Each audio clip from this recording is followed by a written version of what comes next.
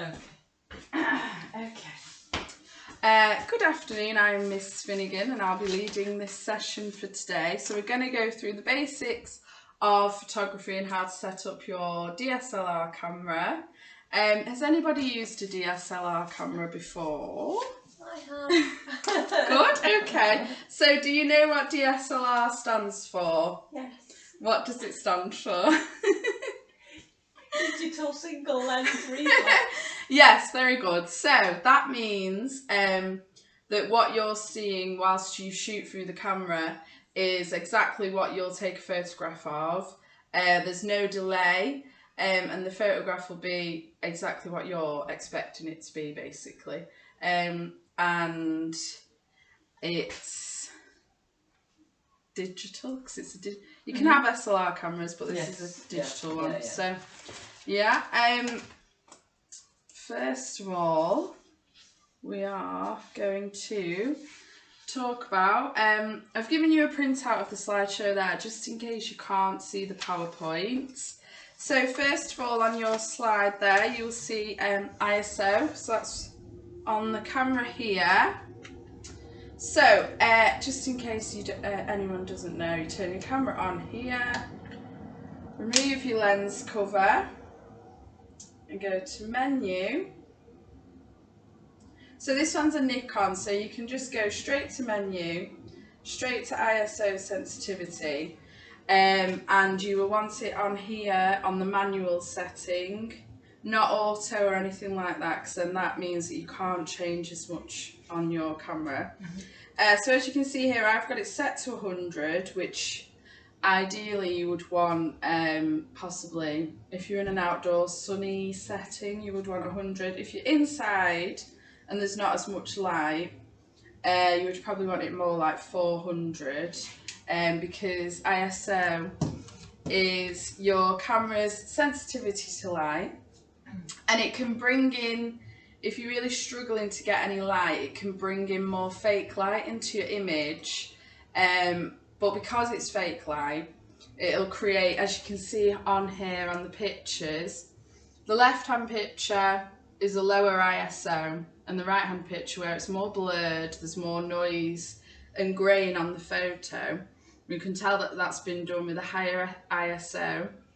So it affects the quality of your image, but if you get a very expensive camera lens, you can do a higher ISO. Maybe if you were shooting like a wildlife documentary in the jungle, you need to shoot something at night time, you would then have like a very expensive lens that can do a higher ISO and pick more things up without picking up all the noise and grain that you can see here.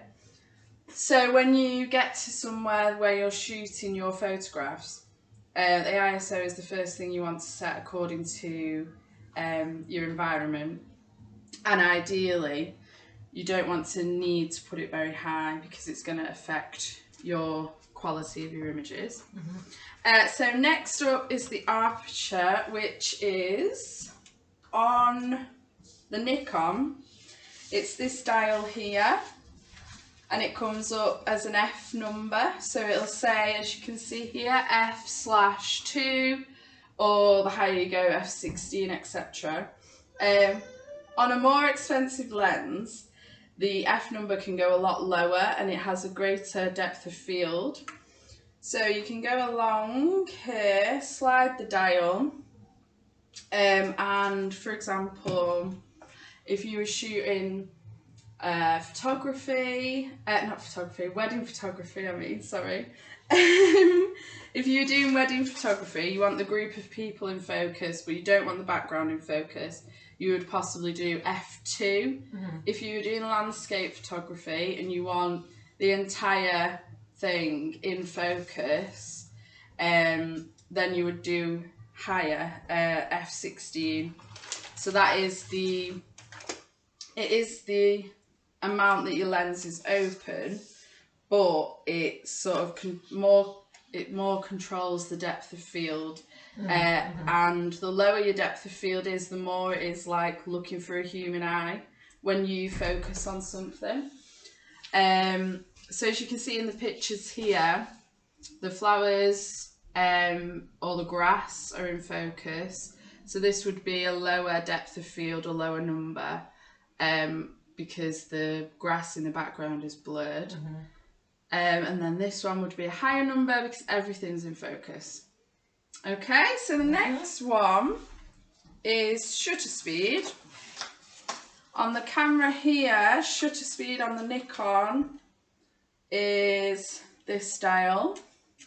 So you can go through there. On the Nikon it goes all the way up to bulb, which means it's a really long shutter speed because it's really dark, so it's called bulb. Shutter speed is the amount of time that your lens is open for. The quicker the speed is, the less light is going to get in. So if you were shooting in darkness and you had your camera on a tripod, you can do a really slow shutter speed, but it'll create motion blur, like you would see the blur of the car lights, which you can see here on this example. If you wanted like 1/200th of a second, it would create this kind of image on the left, 1/100th there, and 1/50th there. So you can see they sort of get brighter the slower your shutter speed is, but you can alter that. It's better to alter the shutter speed to get more light than the ISO, because that's just creating a fake light with the ISO. Okay, so there's a couple of things there for you to remember. What DSLR stands for. Make sure you set your camera to manual load. Set ISO first. Decide on what depth of field you want, what image you want to create. And the shutter speed, you can slow it down or speed it up depending if you want motion blur or you don't. If you were shooting someone who's running, you would want it quite fast so that it can capture them. So we've just quickly got a little quiz for you to complete, and then we'll go through the camera again quickly before we set you the task for next week.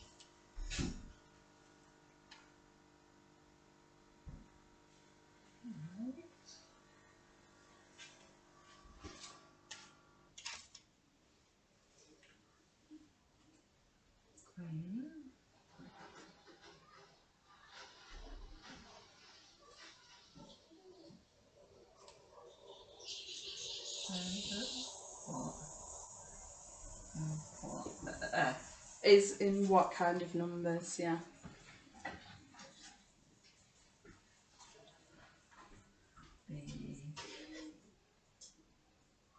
The higher the number, the higher the number, smaller. the smaller. Yeah. Yeah, sure. Oh well, I've put wider or smaller, Yeah. whichever one. Shutter speed controls how long the lens is open for. For fast moving objects, high. Yeah, for less. I don't know what the M and the B are. Motion. Blur. Yeah. Yes, Okay. You want motion blur. Well, yeah, you might want. Okay, so we'll just have a quick little look. So yeah, the higher the ISO is, the more light your camera will bring in, but it will create more grain or noise in your photo. The aperture is displayed in f numbers. So the higher the f number is, the smaller your aperture will be. Shutter speed controls how long the lens is open for, and then how much light it lets in, and therefore it affects motion blur as well. So if you have a fast moving object, you need to turn the shutter speed high for motion blur. Very good. So just quickly to go through on here. So again, make sure you're on manual and ISO here for ISO sensitivity. And here, this top dial is your aperture or F number. That would be the next thing that you alter. And then the shutter speed on the bottom dial goes side to side to change your shutter speed. So if you get to a setting and you find that it's too dark, slow your shutter speed down and that'll let more light in. And then if you lower the aperture to whichever you're happy with, the amount of focus, and then lastly, if all of that's not worked, higher, make your ISO higher. If the setting is too bright and you're not happy with it, lower your ISO to take away some of the light. Raise your shutter speed, so that's faster. And therefore letting less light in. And then raise your aperture, but you don't want to raise your aperture too much if it's making what you want to be in focus not in focus. So for next week, everyone's going to take a DSLR camera with them. We've got a Nikon here, so you should be fine. And we'd like you to take a shot inside and outside. Well, take 2 shots inside and outside, showing a change in the settings. So possibly changing the aperture if you're outside to make something else be in focus. And if you're inside, maybe changing the shutter speed or the ISO to bring more light into an image. So yeah, that's for next week. Does anybody have any questions? No. Okay. I think that's so basically, if you leave your ISO on 100 and just move your aperture if necessary. Is probably the best thing. Yeah, but then your aperture, by moving that, you might take away the depth of field that you want, and it might not look like you're looking through a human eye anymore, because you can make everything just look flat and the same. Yeah. So you sort of try, depending on what photograph you want, to try and keep your depth of field. If that's what you want to do, yeah. There's different lenses that can create a better depth of field, like a 50mm lens is quite good for sort of portraiture. This is a wide angle lens, so it's better for landscapes, but it does also have a lower aperture that it can go to because it's such a big lens. So the aperture can go really small, and you could like get a tree that's quite close in focus and then still have the big landscape at the back. Whereas the 50mm lens would just sort of have like that chair and that bit of wall because it's a smaller lens, but it would create the effect that you want, depending. Yes. Or you can just take lots of photographs with the different aperture, can't you? Yeah, or you could have a light meter and it'd just tell you, wouldn't it? It would. That's what they used to do.